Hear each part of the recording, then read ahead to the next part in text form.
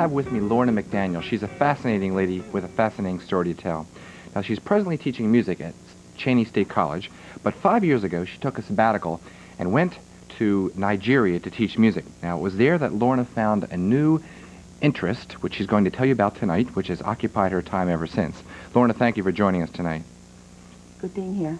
Lorna, what transpired in Nigeria when you were teaching there that happened to change the course of your interests? Well, of all things, I found myself at a funeral. And the music I heard at the funeral changed my life. You know, at a funeral, they play the most guarded and the most secretive and the most intense and the most high-level music. So this music that I heard, which was called ukum music, made me relate to my own tradition of playing Bach, and I was changed. What is ukum music? Ukum is a drum music only played at women's funerals in Igbo land in Nigeria. Now, your son went with you, I understand. He was 11 at the time, and we both studied drumming from Israel and Yehuda. And have you pursued the continuation of your interest?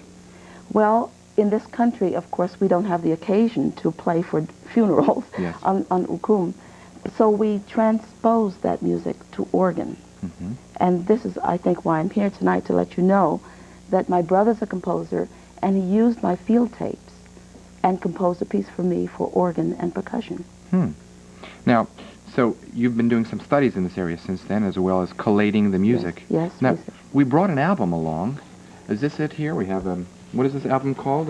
It's called Ukum Memory Songs for Organ and Percussion by Noel DaCosta. And we've just released it. We're very proud of it. Let's hear a little bit of that album now. But while we're listening to that album, what does memory songs mean? It means so many different things. Memory implies, well, this music is taken from a culture that's called oral, in that they don't write down their music. The oral tradition. Yes. And the culture wouldn't be but for memory. If memory weren't important, the culture would vanish. Memory means a lot of things to me, but the most other important thing is that the music was composed in memory of Mary Lou Williams, who was a great piano player. Lots of people know about her, but she died this year. And this is somehow a funeral ceremony for her. I see. Now, do you feel that it's important to take this oral tradition and make a record of it? Well, that's my personal, since we're trying to make some connection with that culture as African Americans, perhaps that's our intent, to hold on to it. Is there any chance of this cultural aspect of Africa being lost? It's eminent, yeah. I see it happening. My son and I were taking lessons, but none of the other youngsters were interested in taking lessons on ukum. Was it considered old-fashioned for Very the young much so. jet set? Very much so, yeah. They're playing rock. Now, that's a shame in a sense, isn't it? No, a culture has to change. And in fact, ukum is changing my musical culture after hearing it, just as their culture, of course, is changing into jazz and rock. Now, you brought a set of native drums. Would you please describe their construction as I see them here? Well, they're hollowed out. Yes.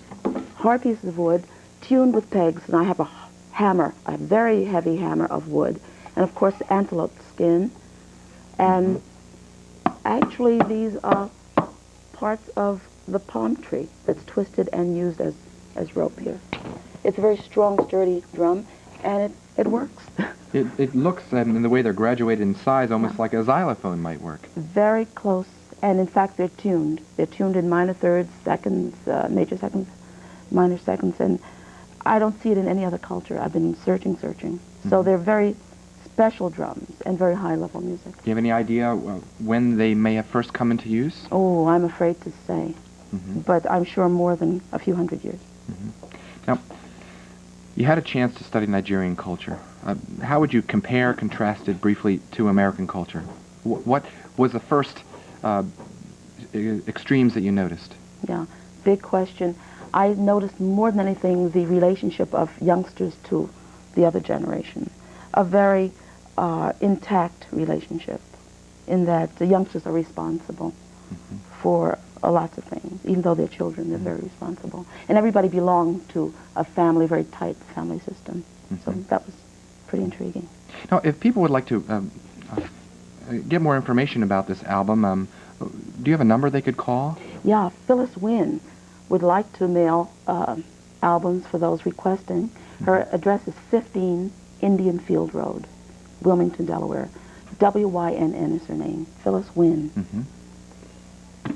I think I know her. Really? Yes. And where would these albums be available? Well, the record store on Market Street has albums. Bert's on Concord Pike has. So please. Well, we invite all you viewers, if you're interested, to contact Phyllis Wynn and to visit the record store on the Market Street Mall, as well as Bert's Tape Factory, which I think is on Concord Pike, Right. North of Wilmington, to learn more about Ukum Right. memory songs. And Lorna, I want to thank you very much for coming on our show. Thanks for having me. I wish you best in your endeavors and studies in this area. It's just fascinating here. What do you anticipate in the future? What do you want to do with your studies in the future in this area? Of course, one has to return. When you start a project like this, you have to try to wrap it up. I've just begun studying another culture, and I'd like to return and do some more in-depth study, sure. Do you come in contact with others who are studying the roots of their heritage and their music? I see it happening more and more, sure. In fact, there was a wedding the other day where the organist transposed Igbo music just for this couple. Kind of interesting phenomenon that's happening. African Americans seem to be more and more interested in African music. What do you teach at Cheney State College? Everything. I teach the history of European music, history of African American music, theory. Sometimes I teach counterpoint. It's a small department, but growing, and we're having a good time. It sounds very fascinating, and I wish you the best again.